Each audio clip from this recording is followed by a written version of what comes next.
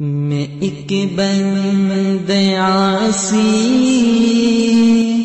ہوں، خطا کار ہوں مولا۔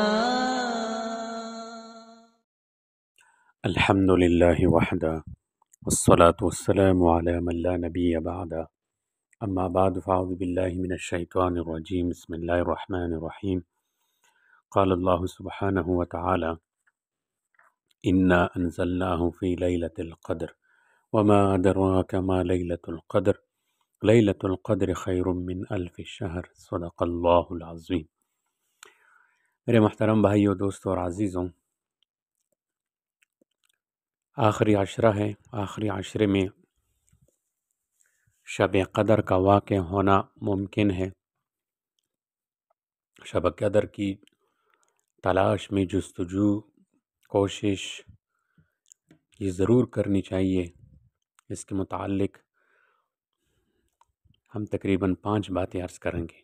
سب سے پہلے شب قدر کی فضیلت، اور تاکہ ہمارے اندر اس مبارک رات کو پانے کی شوق اور ذوق پیدا ہو جائے، اور جن جن راتوں میں یہ متوقع ہیں ان راتوں میں خوب جو ہے یعنی اعمال کی طرف متوجہ ہو جائے، اور جن جن گناہوں کی وجہ سے شب قدر سے محرومی ہوتی ہے ان سے اپنے آپ کو بچایا جائے۔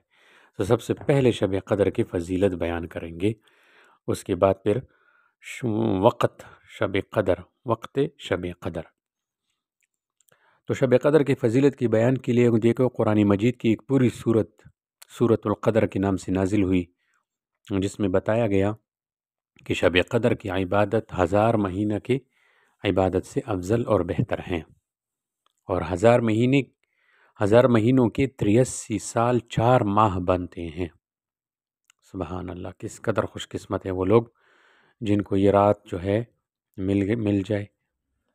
ایک اور حدیث میں آتا ہے کہ اسی رات میں فرشتوں کی پیدائش ہوئی، اسی رات میں آدم علیہ السلام کا مادہ جمع ہونا شروع ہوا، اسی رات میں حضرت عیسیٰ علیہ السلام کو آسمانوں پر اٹھا لیا گیا، اور اسی رات میں بنی اسرائیل کی توبہ قبول ہوئی۔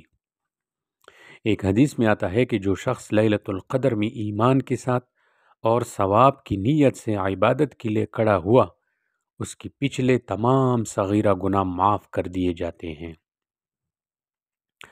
ایک حدیث میں آتا ہے شب قدر میں جبرائیل امین فرشتوں کی جھرمٹ، فرشتوں کے لشکر میں زمین پر اترتے ہیں، وہ ہر اس شخص کے لیے دعائے مغفرت کرتے ہیں جو کھڑے بیٹھے کسی حال میں اللہ کو یاد کر رہا ہو۔ سبحان اللہ، فرشتوں کی دعا اللہ پاک قبول کرتے ہیں کیونکہ وہ معصوم عن الخطا ہیں۔ ایک حدیث میں آتا ہے کہ ایک مرتبہ حضور رمضان المبارک کا مہینہ آیا تو حضور صلی اللہ علیہ وسلم نے فرمایا کہ تمہارے اوپر ایک مہینہ آیا ہے جس میں ایک رات ہے جو 1000 مہینوں سے افضل ہے۔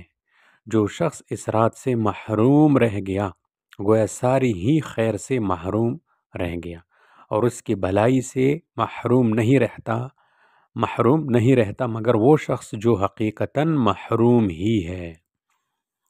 اللہ پاک ہمیں ایسے محروموں میں نہ بنائے، کوشش کرنی چاہیے۔ ایک روایت میں ہے کہ حضور صلی اللہ علیہ وسلم نے پہلے امتوں کی عمروں کو دیکھا کہ بہت لمبی عمریں ہوئی، اور آپ علیہ السلام کی امت کی عمریں بہت تھوڑی اور کم ہے، اور اگر وہ نیک اعمال میں ان کی برابری بھی کرنا چاہے تو ناممکن ہے۔ اس پر حضور صلی اللہ علیہ وسلم کو بہت رنج اور افسوس ہوا۔ اس کی تلافی کے لیے اللہ تعالیٰ نے یہ رات شب قدر مرحمت فرمائی۔ دوسری روایت میں یوں ہے کہ حضور صلی اللہ علیہ وسلم نے بنی اسرائیل کے ایک شخص کا ذکر فرمایا کہ وہ 1000 مہینے تک اللہ کے راستے میں جہاد کرتا رہا۔ صحابہ اکرام کو اس پر رشک آیا تو اللہ نے اس کی تلافی کے لیے اس رات یعنی شب قدر کا نزول فرمایا۔ تو کتنی بڑی فضیلتیں ہیں شب قدر کی۔ اب وقت شب قدر کے بارے میں بھی بات بتائیں گے۔ قرآن مجید میں ایک جگہ فرمایا کہ قرآن شب قدر میں نازل ہوا، اور دوسری جگہ فرمایا کہ قرآن کا نزول ماہ رمضان میں ہوا ہے۔ تو اس سے اشارہ ملا کہ وہ شب قدر رمضان کی راتوں میں سے کوئی رات تھی۔ پھر حضور صلی اللہ علیہ وسلم نے مزید نشاندہی کے طور پر فرمایا کہ شب قدر کو تلاش کرو رمضان کے آخری عشرہ، جو کہ جمہور علماء کی نزدیک 21ویں رات سے شروع ہوتا ہے۔ تو آخری عشرے کی طاق راتوں میں یعنی 21، 23، 25، 27، 29ویں شب ہے، تو اسی میں تلاش کرنا چاہیے۔ اس مضمون کی حدیث حضرت عائشہ رضی اللہ تعالیٰ عنہ اور دوسرے صحابہ اکرام رضی اللہ عنہم سے بھی مروی ہے۔ بعض صحابہ اکرام کا خیال تھا کہ شب قدر رمضان کے 27 ہی میں ہوتی ہے، 27ویں تاریخ کو۔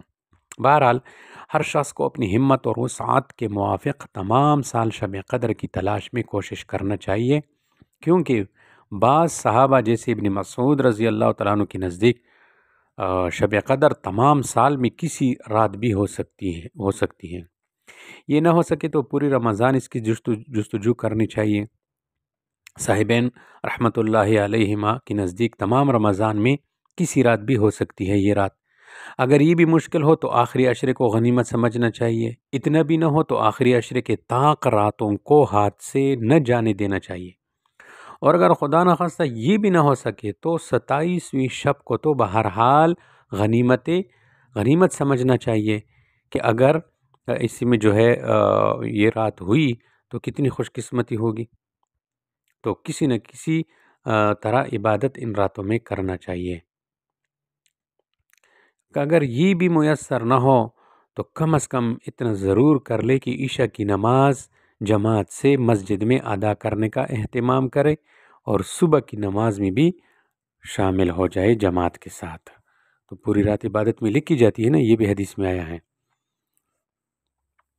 تو خوش قسمت ہے وہ انسان جو اس رات کی تلاش میں بھرپور جو ہے کوشش میں لگا رہتا ہے۔ اللہ پاک ہمیں اس رات سے محروم نہ فرمائے۔ آگے شب قدر کی علامات کا تذکرہ بھی کرتے ہیں کہ جس رات شب قدر واقع ہو جاتی ہے تو اس دن اس پہ اگلا جو دن ہوتا ہے، اس رات کے بعد جو آنے والا دن ہوتا ہے، تو اس میں کچھ نشانیاں ہیں اور رات کی بھی کچھ نشانیاں ہیں۔ جی ہاں، شب قدر کی صبح کو جب سورج نکلتا ہے تو اس کی شعاع نہیں ہوتی، تو جس دن یہ معلوم ہوا سمجھو کہ جو رات گزر گئی ہے وہ شب قدر کی ہے۔ ایک علامت یہ بھی ہے کہ وہ رات کھلی ہوئی چمکدار ہوتی ہے، صاف شفاف، نہ زیادہ گرم نہ زیادہ ٹھنڈی، بلکہ معتدل، گویا کہ اس میں انوار کی کثرت کی وجہ سے چاند کھلا ہوا ہے۔ اس رات میں صبح تک آسمان کے ستارے شیاطین کو نہیں مارے جاتے۔ اچھا، ان کی علامات میں سے یہ بھی ہے کہ اس کے بعد کی صبح کو آفتاب بغیر شعاع کے طلوع ہوتا ہے، ایسا بالکل ہموار ٹکیا کی طرح ہوتا ہے جیسا کہ 14ویں رات کا چاند۔ اللہ جل شانہ نے اس دن کے آفتاب کی طلوع کے وقت شیطان کو اس کے ساتھ نکلنے سے روک دیا، بخلاف اور دنوں کے کہ طلوع آفتاب کے وقت شیطان کا اس جگہ ظہور ہوتا ہے۔ تو یہ شب قدر کے بارے میں 3 باتیں بتا دی گئی: شب قدر کی فضیلت، وقت شب قدر، علامات شب قدر۔ اس کے بعد پھر جو ہے اعمال شب قدر کا ذکر کریں گے، اور شب قدر کے اندر جو کوتاہیاں لوگ کرتے ہیں تو ان کوتاہیوں سے اپنے آپ کو بچانا، اس کے بارے میں بھی اگلے ویڈیو میں درس میں انشاءاللہ پھر بتائیں گے۔ اللہ پاک ہمیں ان راتوں کی قدر کی توفیق عطا فرمائے۔